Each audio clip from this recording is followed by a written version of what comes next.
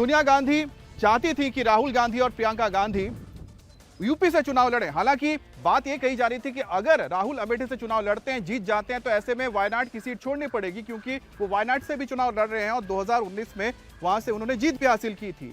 लेकिन सोनिया गांधी के दबाव के बाद, उनके कहने के बाद ही अब राहुल गांधी और प्रियंका गांधी चुनाव लड़ने जा रहे हैं। अब रायबरेली से जब प्रियंका मैदान में उतरेंगी तो ऐसे में देखना होगा कि आगे जो उत्तर प्रदेश की राजनीति है और उत्तर प्रदेश की जो राजनीति है वो किस तरह से करवट लेती है, क्योंकि लगातार यह मांग की जा रही थी कि प्रियंका गांधी को चुनावी मैदान में उतारा जाए, उत्तर प्रदेश से उतारा जाए। अब वो होने जा रहा है।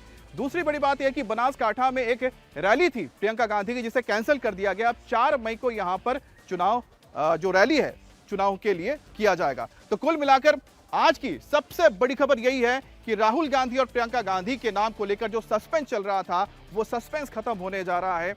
इसके साथ ही अमेठी से राहुल गांधी कल 11 से लेकर 12 बजे के बीच चुनाव के लिए अपना पर्चा भर सकते हैं। तो सीधा अमेठी का रुख करते हैं, जहां पर इंडिया टीवी के पॉलिटिकल एडिटर देवेंद्र पराशर मौजूद है। देवेंद्र, राहुल गांधी का अमेठी में आना, पर्चा भरना, अब ये चुनाव किस तरह से और दिलचस्प हो जाएगा?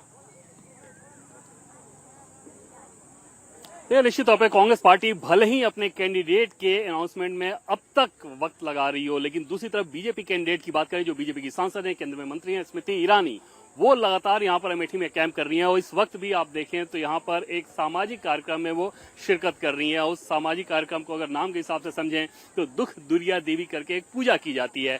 पारंपरिक तौर पर यह पूजा इस लिहाज से होती रही है कि गर्मी के दिनों में हम सभी जानते हैं कि महामारी पहले फैलती थी और उस समय दुख दूर करने के लिहाज से पीपल या बरगद के पेड़ के नीचे इस पूजन कार्यक्रम को किया जाता था। आज भी ये पूजन कार्यक्रम हो रहा है, लेकिन चुनाव के मौसम में समझा जा सकता है कि दुख दूर करने की जो मन्नत होगी वो क्या है, और वो जाहिर तौर पे यही रहेगा कि स्मृति ईरानी इस मकसद से यहाँ रहेंगे कि आज चुनाव में जीत हासिल हो। दूसरी तरफ राहुल गांधी के आने से इसमें कोई दो राय नहीं कि कांग्रेस पार्टी के लोग उत्साहित होंगे और ये एक चुनाव एक बार फिर से दिलचस्प चुनाव हो जाएगा। हालांकि आप देखें तो इसमें बहुत वक्त लगाया कांग्रेस पार्टी ने। उसके पीछे एक स्ट्रेटजी जो बताई जा रही थी वो ये कि अगर वायनाड से पहले अमेठी के कैंडिडेचर का अनाउंसमेंट हो जाता तो वायनाड में इसका खराब असर पड़ सकता था। संभव था कि वहां पे चुनाव में इसका उल्टा असर पड़ जाए, क्योंकि एक न एक सीट छोड़नी पड़ेगी। लेकिन दूसरी तरफ ये भी हकीकत है कि पिछले 5 सालों में, यानी कि 2019 में चुनाव हारने के बाद राहुल गांधी बमुश्किल 2 या 3 बार आए होंगे और शायद एक बार भी यहाँ पे वो रुके नहीं। दूसरी तरफ स्मृति ईरानी की बात करें, स्मृति ईरानी ने अमेठी के गौरीगंज क्षेत्र में अपना घर तक बना लिया है। लगातार लोगों के बीच उनका संपर्क रहा है।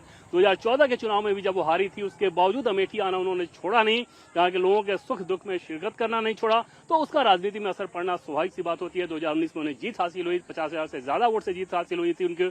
इस बार स्मृति ईरानी ने पिछले 5 सालों में बूथ पर और ज्यादा काम किया है और ज्यादा मेहनत किया है अपने कार्यकर्ताओं के लिहाज से, बीजेपी के संगठन को मजबूत करने के लिहाज से, और इस बार वो आत्मविश्वास से भरी नजर आ रही है। फिलहाल आज उनके 3 कार्यक्रम और होने हैं, जो कि राजनीतिक कार्यक्रम होंगे, जनसम्मेलन होगा। हालांकि और अभी जो कार्यक्रम हो रहा है वो एक सामाजिक कार्यक्रम हो रहा है। यहाँ पे आप सिर्फ और सिर्फ महिलाओं को देखेंगे। महिला शक्ति स्मृति ईरानी के लिहाज से एक बड़ी ताकत है, उनका बड़ा यूएसपी रहा है, क्योंकि हम जानते हैं कि राजनीति में आने से पहले वो जब टीवी सीरियल में थी तो वहां पर भी जो उनका धारावाहिक था महिलाओं के बीच बहुत ज्यादा पॉपुलर था।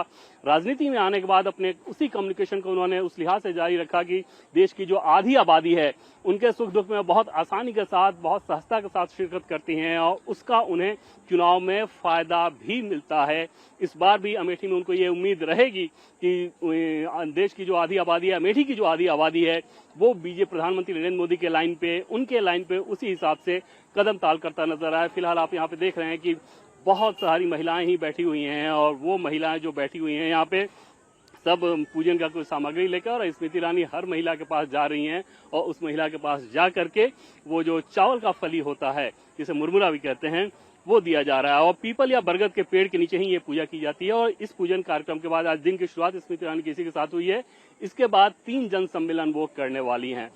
कुल मिलाकर जैसे राहुल गांधी के नाम का आधिकारिक तौर पर ऐलान होगा, अमेठी एक बार फिर से हाई प्रोफाइल सीट बनेगी और एक दिलचस्प मुकाबला देखने को मिलेगा। और प्रतिदिन ऐसा देखने को मिलेगा कि स्मृति ईरानी क्या कह रही हैं, राहुल गांधी क्या कह रहे हैं, प्रियंका गांधी क्या कह रहे हैं।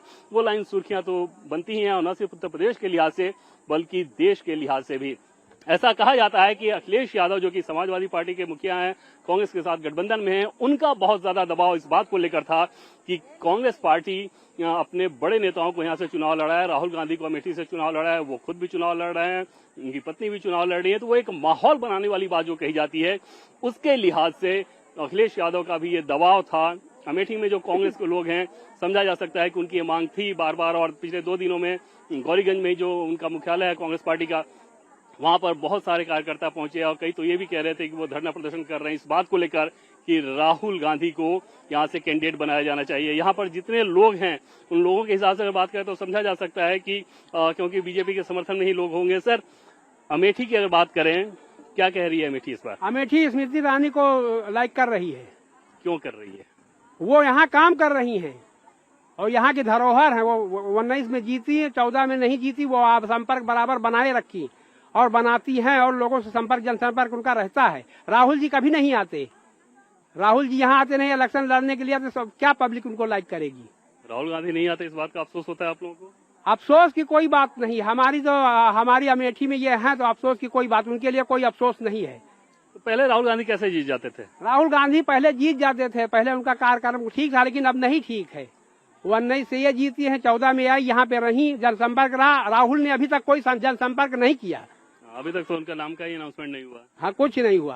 अब इतना दिन में हो पाएगा कुछ? कुछ नहीं हो पाएगा। उनका कोई कार्यकर्ता ही नहीं है, यहाँ कोई नाम लेने वाला नहीं है। पिछली बार 55,000 से हारे थे वो, इस बार क्या हाँ, होगा? इस बार तो और ज्यादा से हार जाएंगे, ज्यादा से हार जाएंगे। 1 लाख से हार जाएंगे। स्मृति ईरानी आप लोगों का ध्यान रखती हैं? हाँ, ध्यान पूरा रखती है, पूरा अमेठी का ध्यान रखती है। क्षेत्र में आते रहती हैं? हाँ, आती रहती हैं, बराबर संपर्क बनाए रहती हैं। उन्होंने तो अपना घर भी बनाया। हाँ, घर बनाया अमेठी में। राहुल गांधी ने अभी तक अमेठी में नहीं, अमेठी में उनका कुछ नहीं है। अमेठी में उनका कुछ नहीं, अमेठी सिर्फ उनका है, वो अपने मुंह से कह रहे हैं, बाकी पब्लिक नहीं कह रही है।